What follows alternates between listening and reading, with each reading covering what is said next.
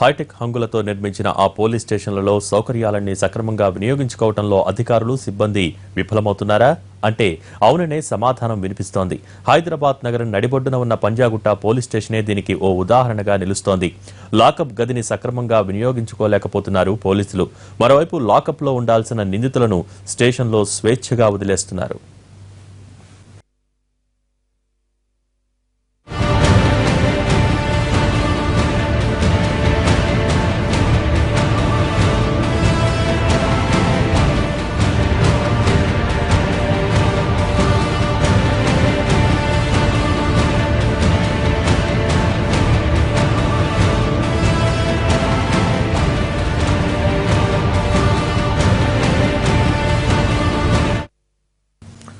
హైదరాబాద్ లో జరిగిన road accident కేసులో ఓ యువకుడిని అదుపులోకి తీసుకున్నారు పోలీసులు.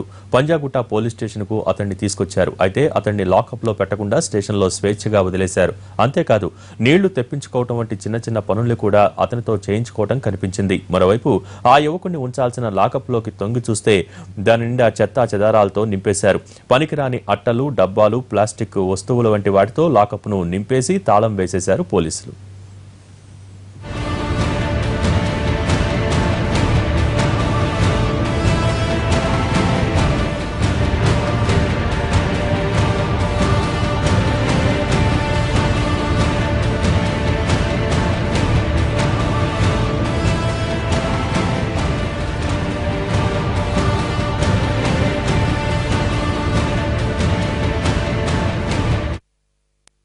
లాకప్ ను నిందితుల్ని ఉంచడానికి వాడాలని, పాత సామాగ్రిని, పనికిరాని వస్తువుల్ని స్టోర్ రూమ్ లో పెట్టాలి. హైటెక్ హంగులతో కట్టిన పంజాగుట్ట పోలీస్ స్టేషన్ లో స్టోర్ రూమ్ ఉందో లేదో అధికారులకే తెలియాలి. ఒకవేళ స్టోర్ రూమ్ లేకపోతే మరో చోట వాటిని పెట్టాలి. అంతేగాని నేరస్తుల్ని ఉంచాల్సిన లాకప్ ను ఇలా చెత్తా చెదారాలతో నింపి తాళం పెట్టడమే విమర్శలకు తావిస్తోంది.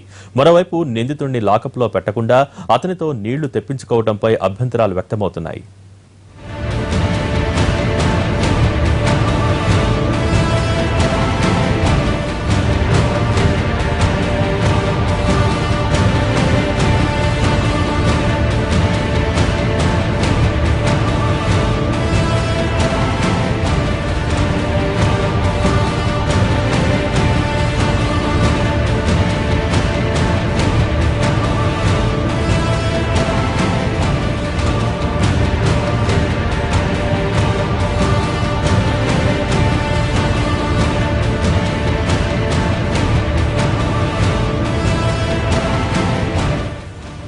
లాకప్ ను నిందితుల్ని ఉంచడానికి వాడాలని, పాత సామాగ్రిని, పనికిరాని వస్తువుల్ని స్టోర్ రూమ్ లో పెట్టాలి. హైటెక్ హంగులతో కట్టిన పంజాగుట్ట పోలీస్ స్టేషన్ లో స్టోర్ రూమ్ ఉందో లేదో అధికారులకే తెలియాలి. ఒకవేళ స్టోర్ రూమ్ లేకపోతే మరో చోట వాటిని పెట్టాలి.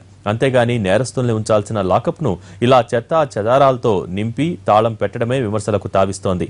మరోవైపు నిందితుడిని లాకప్ లో పెట్టకుండా అతనితో నీళ్లు తెప్పించుకోవడంపై అభ్యంతరాలు వ్యక్తమవుతున్నాయి.